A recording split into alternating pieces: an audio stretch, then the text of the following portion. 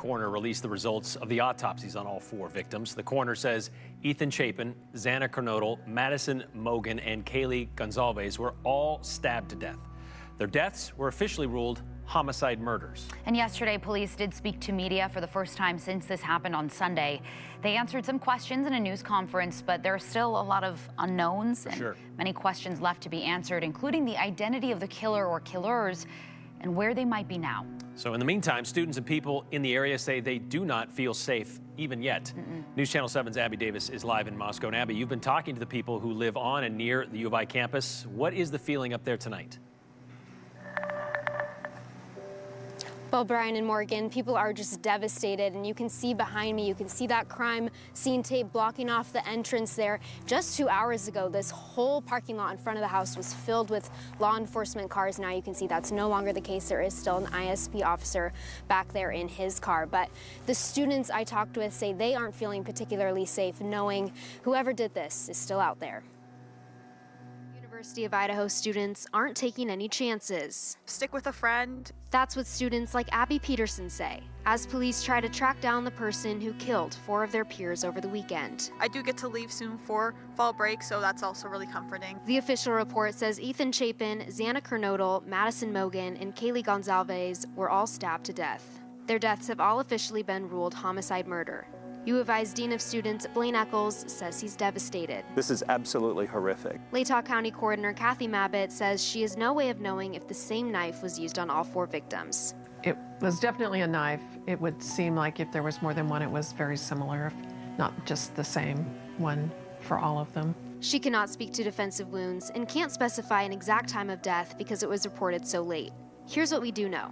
We have learned that Ethan and Xana were at a party on campus, and Madison and Kaylee were at a downtown bar. They arrived home sometime after 1:45. But the timeline after that is still murky. Moscow Police Chief James Fry said during a news conference Wednesday afternoon, officers responded to a 911 call about an unconscious person on Sunday around noon. When they got to the house on King Road near U of I's campus, they found the 4 students dead. There was no sign of forced entry into the residence. Fry also said 2 roommates were home when it happened. He didn't go so far as to call them witnesses and says they were not hurt. Investigators are still collecting evidence. Our goal is to provide safety for this community. That includes increasing the number of law enforcement around town, especially on campus. I think most students are trying to figure out how to navigate and get through the rest of the semester. I feel like the campus is relatively safe. I know I'm trying to convince myself that it is. I'm just going to try and always stick with a buddy when I'm walking around and just always play it safe, and that's all I can really do. Now, just to reiterate, police say they don't have a suspect or suspects or a description. Now, we do know that there is a behavioral analysis unit of the FBI helping out on this case, helping create profiles of unknown offenders. But as of right now, law enforcement are asking community members, anyone who has any sort of information, to call that tip line. I will read that number now. It is 208-883-7180, 208-883-7180. But Bryan and Morgan, right now, for all those students who are so deeply affected by this tragedy, there's free counseling sessions available, safe walk programs available as well. So the Dean of Students did let me know and did assure me that there are resources provided. Okay, Abby, that's good to hear. And, you know, students are heading home for fall break. A lot of them already left. A lot of them, yes. Some of them leaving today or tomorrow as well for that week off. So. Exactly. Some might stick around, as they usually do, so hopefully we'll seek out some resources should they need it. Yeah. Thank you very much, Abby. Authorities in Idaho hunt for a mass murderer. A college community remains on edge. It was nerve-wracking to hear them say that we are no longer totally safe. Autopsies of the 4 young victims have been completed with hopes of finding DNA evidence of their killer on their bodies. I was shocked when I got a call for 4 homicides. Latah County Coroner Kathy Mabbitt declared the victim's manner of death stabbing, likely from a large knife. She told us the case is one of the worst she's seen. They were pretty involved in the community, so it feels very personal.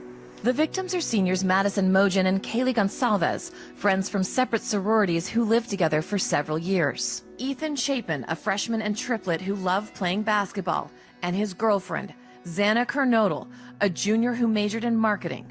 Her father, Jeffrey, who lives in Arizona, told our Phoenix affiliate that Xana had bruises on her arms, possibly from fighting off her attacker. She's a tough kid. Whatever she wanted to do, she could do it. Investigators are trying to piece together a timeline using live stream video of Mogen and Goncalves at a food truck before they headed back to their off-campus house. Police revealed they are working with the 2 surviving roommates who were home during the attack but are not considered suspects.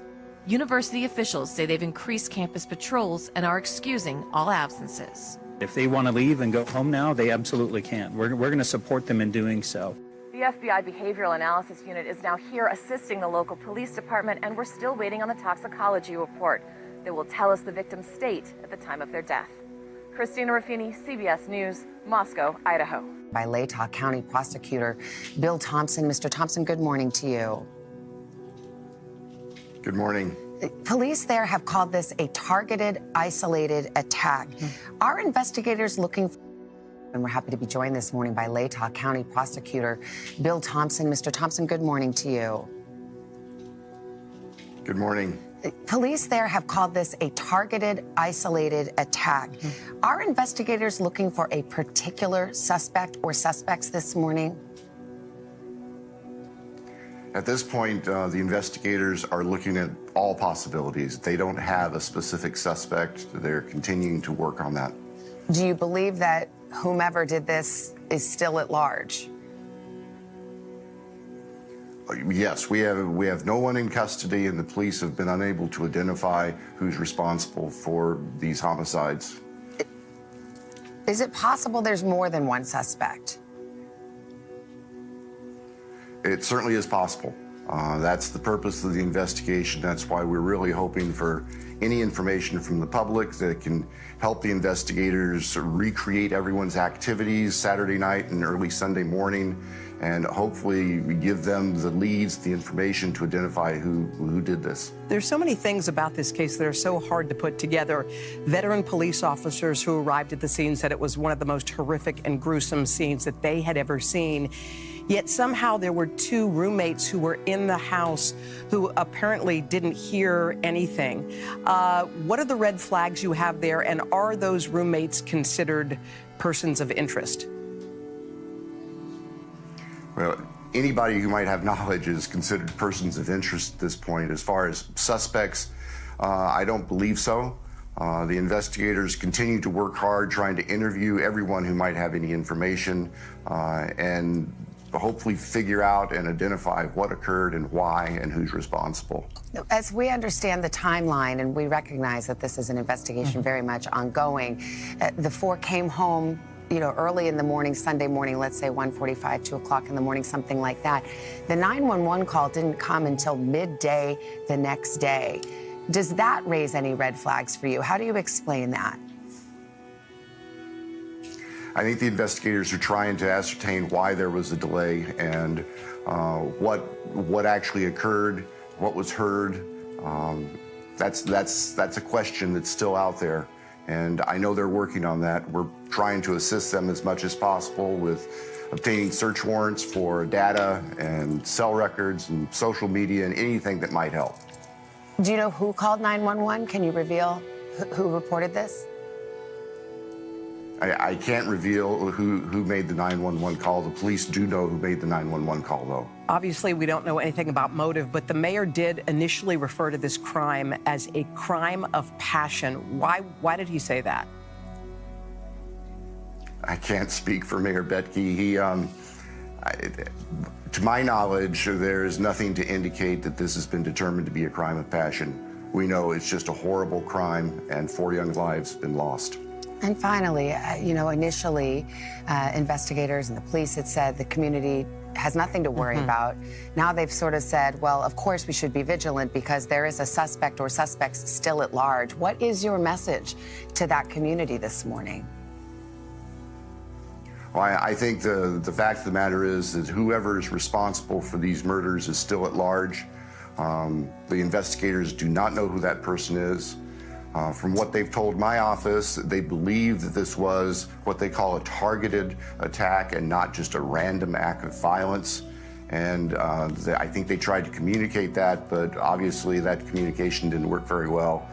It's unfortunate for any confusion in the community. People just need to be vigilant and help us however they can. We hope that we can identify who's responsible, get them off the streets as soon as we can. We're sure your officers and prosecutors are working hard there.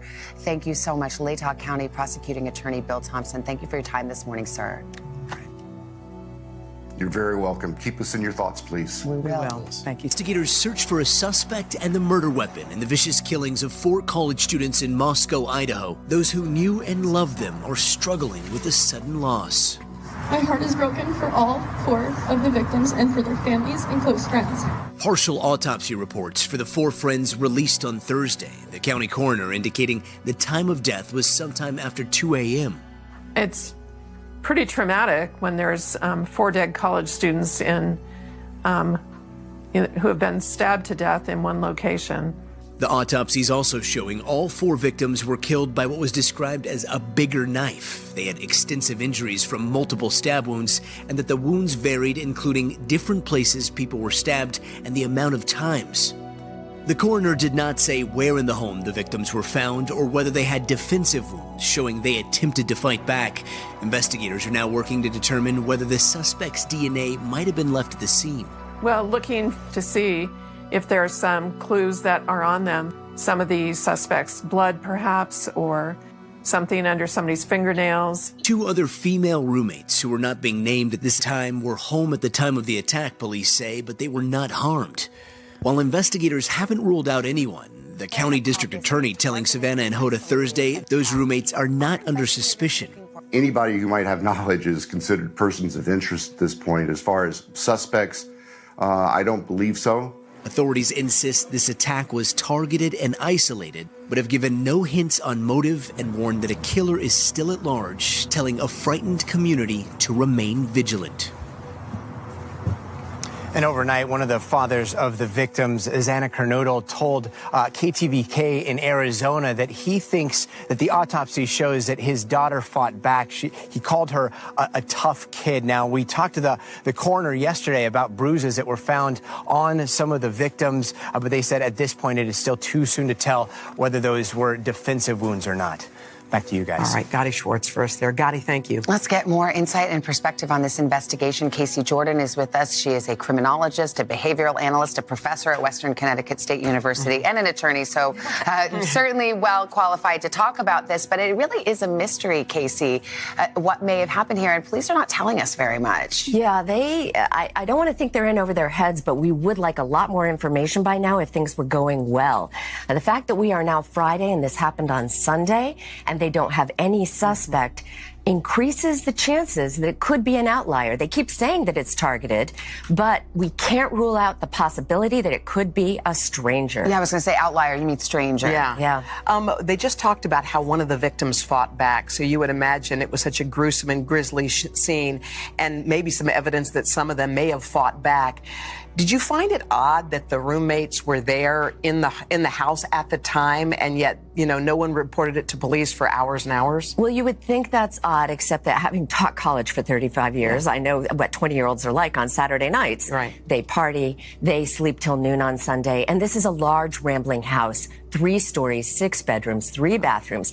Assuming these victims were, for instance, on the first floor and the 2 other girls were sleeping on the 3rd floor, and if music was playing and if it's normal for partying to go on until 3 or 4 in the morning, then it wouldn't be unusual. I think that they woke up, discovered it, probably made the 911 phone call, and are completely traumatized, which is why we are not hearing from them at this point. When police, they were pretty quick to call it targeted and isolated. What is the kind of evidence an investigator would see that would lead them to that conclusion that quickly? I worry that they have tunnel vision because there was no sign of forced entry. They led with that. And I've got to tell you, people leave their doors unlocked sometimes in Idaho. College kids are notorious for forgetting to lock the door. So just because there was no sign of forced entry doesn't mean that it was someone who knew them. It's probably, most likely, a suspect in between. Somebody who knows of them, maybe was stalking one of the girls, interested in their activity in that house, not particularly a friend or someone known to them, not particularly a stranger, but most likely someone in that community who had been fantasizing about something like this for a very long time. Days ago, University of Idaho students, were killed near campus. In the days that followed, the community was left reeling and looking for answers. And police answered some of those questions we saw right here live during the news at 4 during a news conference yesterday, but there are still so many unknown factors. In the meantime, students and people in the area say they haven't felt safe. So today, we continue to hear from people on and near the campus. And News Channel 7's Abby Davis is live in Moscow. We saw you, Abby, at the top of the hour, and you had some updates there for us, right? That's right, Shira and Doug. Now, the Moscow Police Department just released the Latah County's coroner's official report ruling the cause of death a homicide, murder, and the manner of death a stabbing. So that was some new confirmed information we got within the last 30 minutes. Now, police say they don't have a suspect or suspects, and all of the students I talked with today sounded pretty wary and not super safe on campus. They said that they're all just being extra cautious right now, staying in at night and walking places with their friends, kind of the buddy system right now. Now, Idaho State Police confirmed today they are looking for a knife purchased around town. There is increased campus security right now, and ISP also increased its presence around town. We confirmed there is a behavioral analysis unit of the FBI helping with the case. They're helping create profiles of unknown offenders, offering investigative suggestions and strategies. And here's what we know. Officers responded to a 911 call about an unconscious person Sunday at noon. When they got to the house on King Road near U of I's campus, they found the 4 students dead. Moscow Police Chief James Fry also said 2 roommates were home when it happened, but didn't go so far as to call them witnesses, and says they were not hurt. The murders happened sometime early Sunday morning, but Fry did not say why it took so long for someone to call 911 rather. And he also wouldn't clarify who made the call specifically. Now, I spoke with U of I's Dean of Students Blaine Eccles earlier today, and he reminded students to take care of themselves. We have drop-in counseling available over at our Counseling and Testing Center up on the 3rd floor, Mary Forney Hall. Students can also call 24 hours a day, 7 days a week to our main counseling number, which is 208-885-6716, and select option 3 in the evenings or weekends, and they'll definitely connect with someone as well. Police are keeping information about the attack close to their vests. Chief Fry said multiple times they don't want to give away any information that could compromise their investigation or any upcoming prosecution. Now, just to reiterate, police don't have a suspect or suspects at this time. They also don't have a description, so they're asking community members to stay vigilant, be careful, just kind of what those students were doing earlier. We can see behind me, campus there are still some people. You can see the cars driving by, but people are going home for Thanksgiving break, and we know students are leaving, and they're asking anybody who knows anything to call their tip line. And Shira and Doug, we also learned today that they are planning on releasing an email tip line as well, and that phone tip line should be on your screen right now. All right, Abby, yeah, and they're planning the vigil at the U of I for November 30th at 5 or 5:30, but no specific location yet. We'll keep people updated on that. Abby, thank you for updating us on what's going on in Moscow today. And in the neighboring town of Pullman, police are advising people to remain vigilant following the news coming out of that news conference yesterday in Moscow. On their social media, they told people to be alert and aware of their surroundings, keep their hands free and eyes up while walking, trust their instincts, ask for help when they need it, care for themselves and others. If they see something, say something. Washington State University Police also said on their website they will be increasing patrol on the Pullman campus. In part of their news conference or news release, the chief of police there said the WSU Pullman Police Department has increased patrols on the Pullman campus, and you are reminded to lock your doors when home and remain alert and aware of your surroundings when you're out, and when possible, travel in groups, and also keep your eyes up and your hands. Of those 4 University of Idaho students, police now sifting through hundreds of tips, thousands of pieces of evidence. Our Kana Whitworth has been on this story for us. Spoke with the father now of one of the victims. Kana, good morning. Hey, TJ, good morning. Kaylee Goncalves' father told me they moved to this region of Idaho because it was safe. There had not been a homicide in Moscow in 7 years. And now this morning he tells me the only thing worse than losing his daughter, her best friend, and 2 others is not knowing why or who is responsible. This morning, students on edge at the University of Idaho as the search for the killer in that brutal quadruple homicide enters its 3rd week. It is disconcerting that there is somebody out there who's done such a horrible thing and they haven't been caught. The school posting this notice on social media Monday, writing increased security will be on site for the remainder of the semester. Steve Goncalves, the father of one of the victims, 21-year-old Kaylee, now shedding new light on what happened that night in his first sit-down interview. It was fast, and nobody suffered and nobody felt like that kind of pain. 2 other roommates survived on the ground floor, waking up several hours later, calling friends over when their roommates were unresponsive. Do you know the reason why the initial concern was that a roommate was passed out? I know the girls reached out via texting and calling, so I can only assume that by the phones being ignored, knowing how my daughter is not going to ignore calls and texting. Officials maintain the murders happened between 3 and 4 a.m. and that the first 911 call was made around noon. Just hours later, Steve was informed of his daughter's death, not by police, but by family members on campus. Let's call Maddie. And then you realize Maddie's gone too. Madison Mogen was Kaylee's lifelong best friend. The pair seen together in their final hours of life, laughing and ordering late-night food before getting a ride home together in what Steve described as a sorority-designated driver service. You can't imagine sending your girl to college and then they come back in an urn. And now, the families of the victims growing frustrated by the lack of answers. I haven't earned the ability to grieve the way that I want to grieve. I want to be able to have justice first.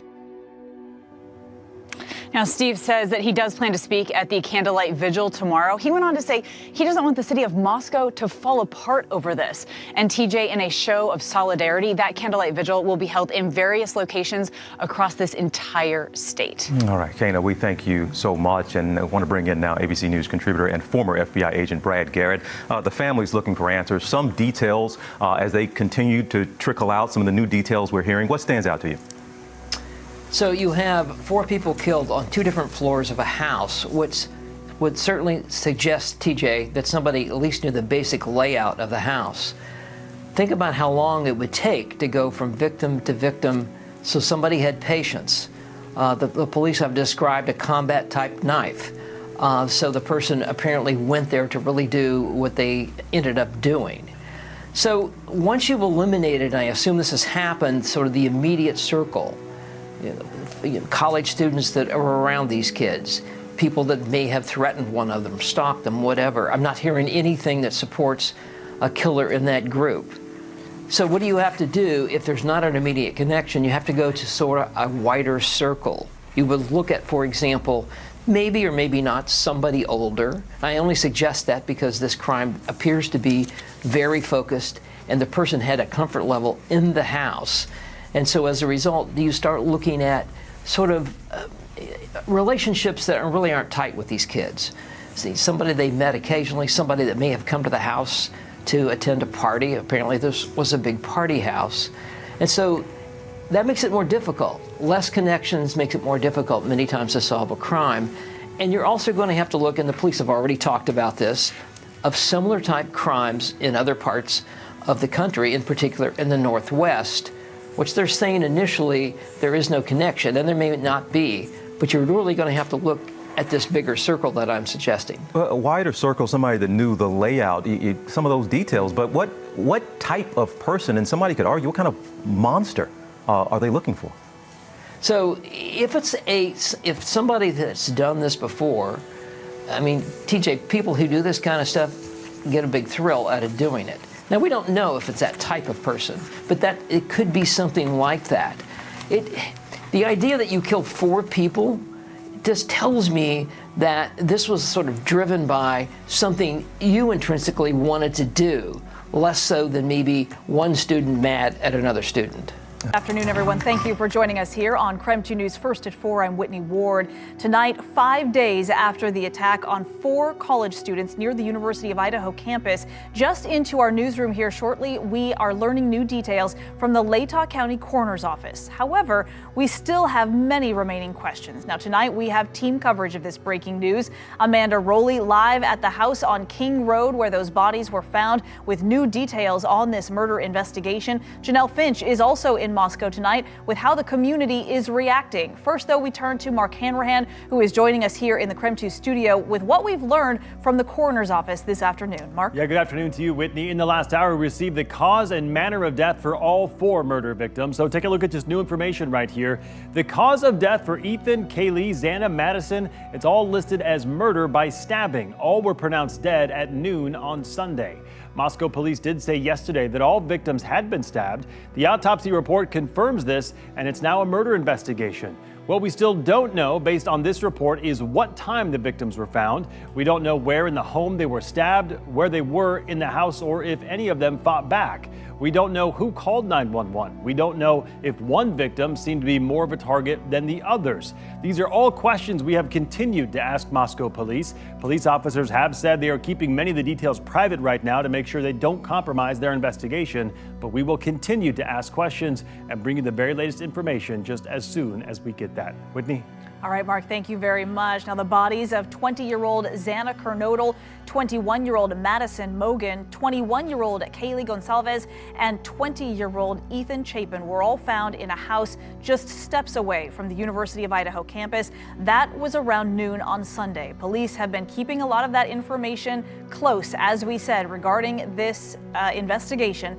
At a press conference just yesterday, the Moscow police chief laid out what they are willing to share with the public. Well, police confirmed all 4 students killed by a knife. However, they have not recovered that weapon. They also confirmed the victims were the only ones in the house when the bodies were found. 2 other roommates, though, were home at the time. Police say they were not hurt. They also believe there was no forced entry into the home. They gave more details about the scene just yesterday. We're not 100% sure if the door was unlocked, but there was no damage to anything, and the door was still open when we got there. Moscow police now appealing to the public for additional information. They have set up a tip line for people to call if they have any information that may be relevant to this investigation. That number, as you can see right there on your screen, it is 208-883-7180.